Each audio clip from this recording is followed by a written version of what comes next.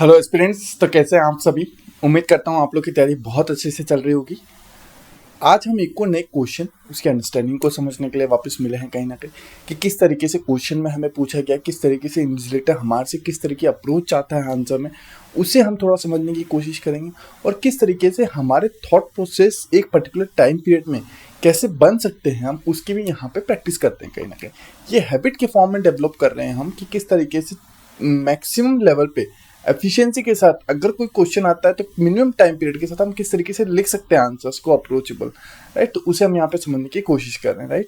Hopefully आपको यहाँ पे जो पुराने लेक्चर्स हैं, जो पुराने क्वेश्चन आंसर है पीवाईक्यू से, उनको देख के काफ़ी मदद मिल रही होगी कि किस तरीके से क्वेश्चन में हमें पूछा जाता है, किस तरीके से हमें आंसर्स लिखने कहीं ना कहीं, राइट। चलिए, ये जो सीरीज हमारी क्वेश्चन की चल रही है, आज जो हमने पिक किया वो 2020 के अंदर, सॉरी फॉर दैट, 2020 के अंदर क्वेश्चन नंबर 1 पार्ट बी को लेके हमने पिक किया, जो ऑलमोस्ट 10 मार्क्स का होता है। कहीं ना कहीं 10 मार्क्स के साथ साथ कहीं ना कहीं इसके अंदर हम देख सकते हैं हमारे पास कहीं ना कहीं 150 वर्ड्स लिखने होते हैं, जो हमारे 10 मिनट्स की वर्ड के अंदर लिखने आए कहीं ना कहीं, राइट। होपफुली आपको ये आइडिया होगा कि किस तरीके से क्वेश्चन पेपर अटेम्प्ट करना है एंड एवरीथिंग। इन केस अगर आपको एथिक्स से रिलेटेड और भी कंटेंट चाहिए तो please write down in comment box, ताकि हम उससे रिलेटेड और भी कंटेंट डेवलप कर सके। यहाँ पे एथिक्स से रिलेटेड और उसके अलावा कंटेंट हमारे पास अप्रोचेबल बहुत अवेलेबल है।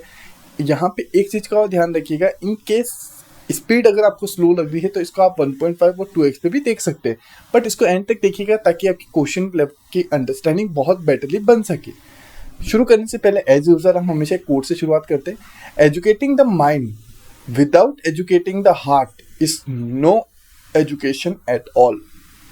हम हमारे माइंड को जब एजुकेट करते हैं विदाउट एजुकेटिंग द हार्ट, हम हमारे माइंड को एजुकेट करते हैं बट हम हमारे हार्ट को अगर एजुकेट नहीं कर पा रहे, एजुकेट मतलब यहाँ पे वैल्यूज़ की बात हो रही, इंटेलिजेंस की बात हो रही, इमोशंस की बात हो रही, इन सब की बात हो सकती है कहीं ना कहीं।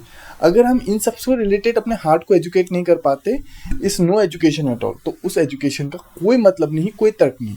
क्योंकि हम माइंड से अगर सही और गलत में डिफ्रेंशिएशन कर पाते तो हार्ट से भी हमें सीखना चाहिए किस तरीके से सही ट्रुथ क्या है, गलत क्या है, फॉल्स क्या होता है एंड एवरीथिंग, राइट।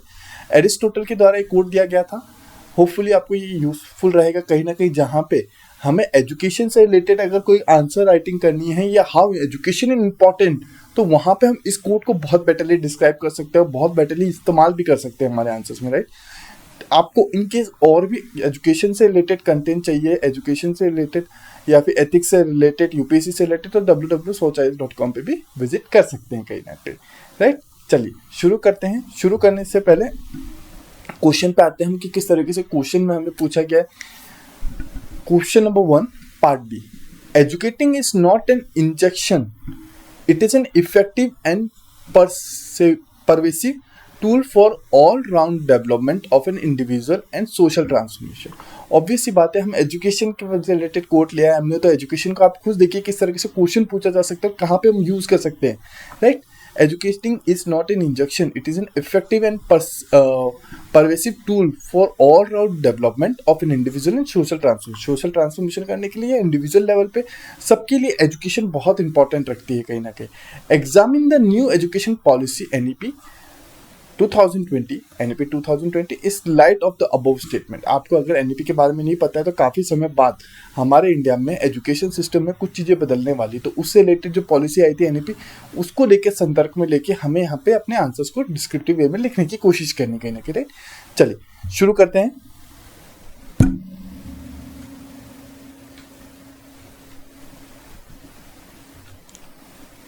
अब सबसे इंपॉर्टेंट हमारी अप्रोच कैसी होनी चाहिए। अप्रोच हमेशा start the answer by briefing mentioning the objective, just a second.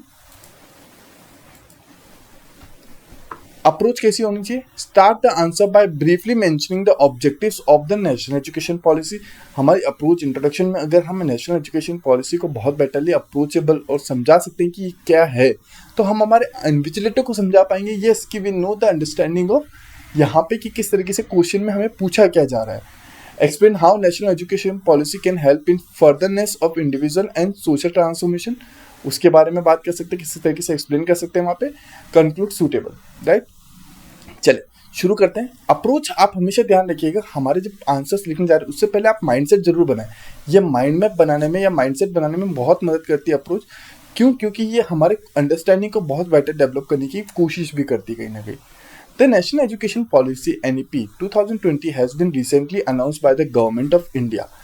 NEP 2020 is novel in many ways that can help in development and individual and social transformation. Obvious सी बात है, आज के समय में NEP जो आई है वो हमारे बेसिक लेवल पे, इंडिविजुअल लेवल पे और सोशल ट्रांसफॉर्मेशन में बदलाव समय के साथ जो होने चाहिए उसको लेके बात करती, उसके संदर्भ में रह के बात करने की कोशिश करती कहीं ना कहीं।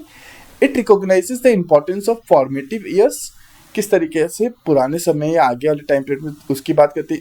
It investigates making education more inclusive and aimed at transforming the Indian education system to meet the needs of the 21st century। किस तरीके से ये एजुकेशन पॉलिसी आज के समय में 21st सेंचुरी को लेके किस तरीके से जनरेशन में चेंजेस होने चाहिए, जनरेशन में माइंड मैप होनी चाहिए, उसको लेके बात करने की कोशिश है। अब देखिए यहाँ पे नेशनल एजुकेशन पॉलिसी अगर आपको नहीं पता है, आपको बट टर्म्स के साथ क्लेवर होना पड़ेगा कि किस तरीके से आप इस तरीके से टर्म्स का इस्तेमाल करें कि yes you know the overall objective of the policy, right. वहाँ पे ऑब्जेक्टिव आपको अगर क्लियर है, ऑब्जेक्टिव इन द सेंस कि नेशनल एजुकेशन पॉलिसी आएगी क्यों, अपकमिंग जनरेशन को बहुत बेटर डेवलप करने के लिए कहीं ना कहीं, उनके इंक्लूसिवनेस या उनके inclusiveness transformation and Indian education system को बदलने के लिए आएगी।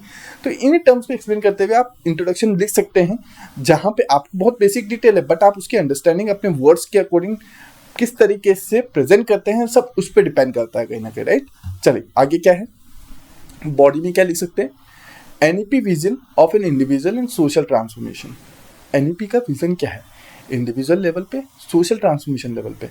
Recognising the importance of formative years in adopting 5+3+3+4 model for school education starting age 3, the policy acknowledge the formative years primary age 3 to 8 in shaping the child's future.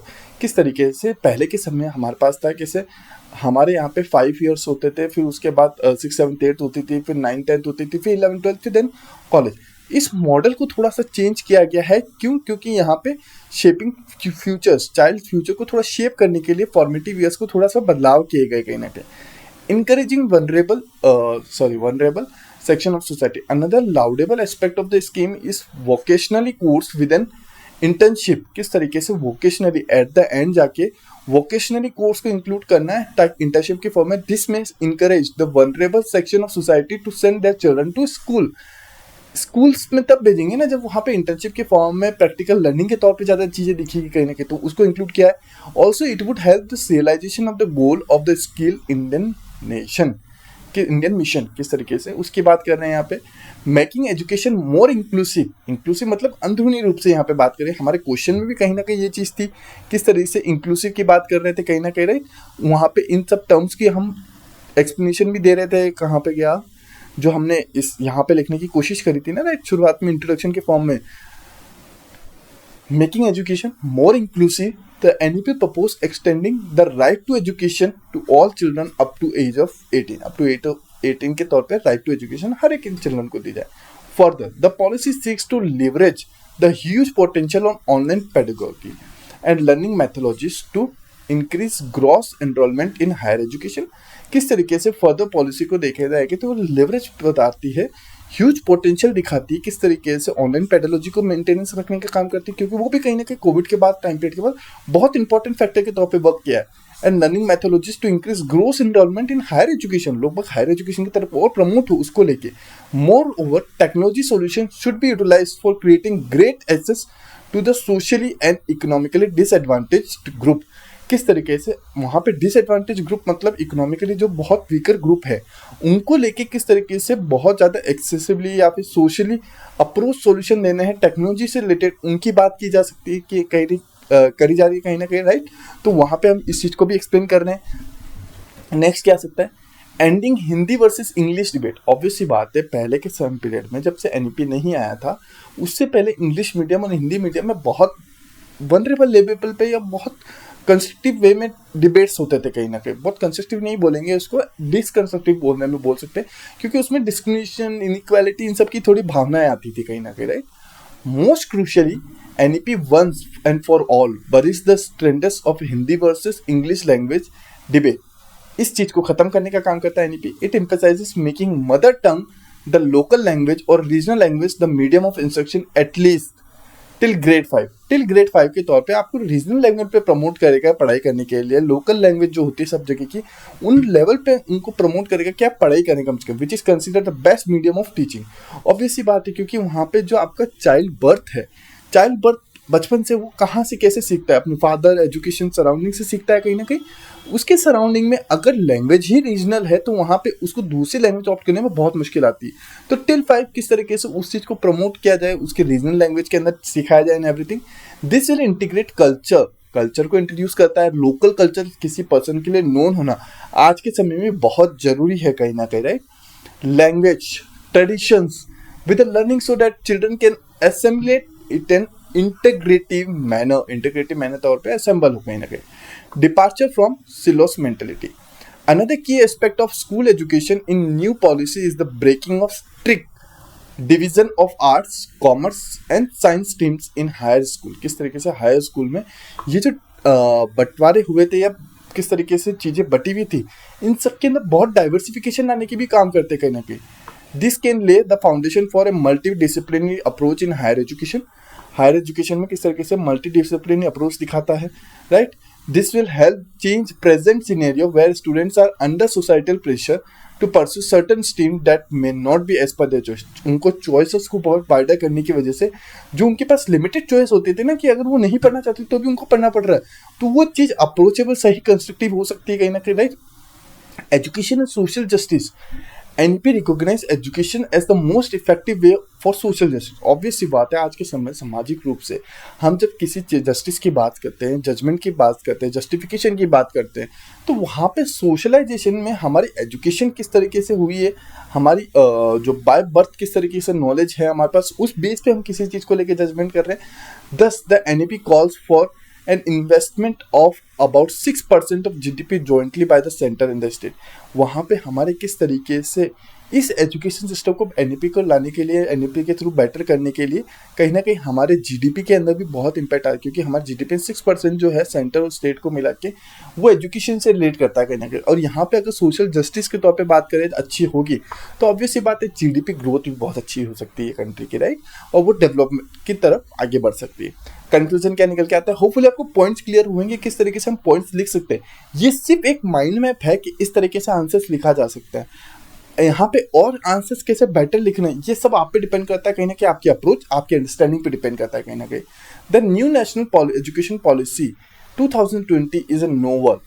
It aimed to make education system holistic, flexible, multidisciplinary, aligned to need of the 21st century and the 2030 sustainable development goals। किस तरीके से ये approach क्या दिखा रहा है हमें, education holistic development दिखा रहा है। जो हमारी बात क्वेश्चन में की गई थी, ओवरऑल डेवलपमेंट की बात की थी, फ्लेक्सिबिलिटी भी दिखाता है कहीं ना कहीं, किस तरीके से हमारे सब्जेक्ट चूजिंग को लेके है, अप्रोच को लेके, इंटर्नशिप को लेके, प्रैक्टिकल लर्निंग को लेके, मल्टी डिसिप्लिनरी चीज दिखाता है कहीं ना कहीं, लैंग्वेजेस को लेके, अपनी लर्निंग को लेके हमने देखी थी।